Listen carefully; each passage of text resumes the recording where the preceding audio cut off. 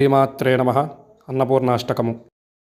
ఓం శుక్లాంబరధరం విష్ణుం శశివర్ణం చతుర్భుజం ప్రసన్నవదనం ధ్యాయేత్ సర్వవిఘ్నోపశాంతయే.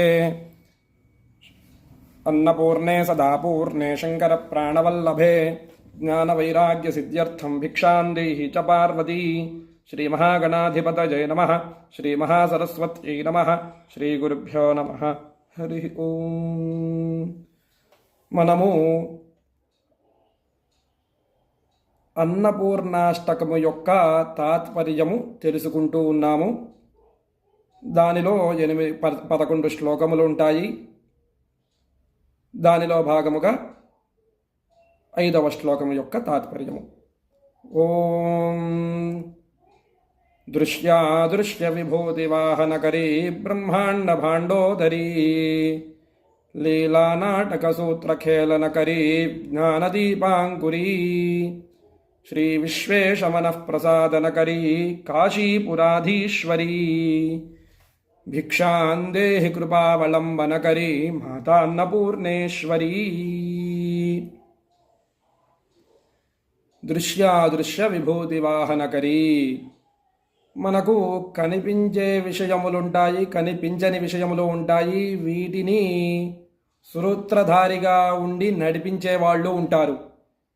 వాళ్ళని కూడా శాసించదగిన శక్తి కలవారును. బ్రహ్మాండ భాండోదరి.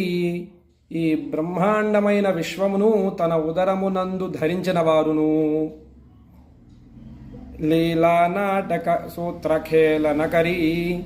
విలాసము అను నాటకమునకు సూత్రధారిగా ఉండి ఆడించుచున్నవారును. విజ్ఞాన దీపాంకురీ.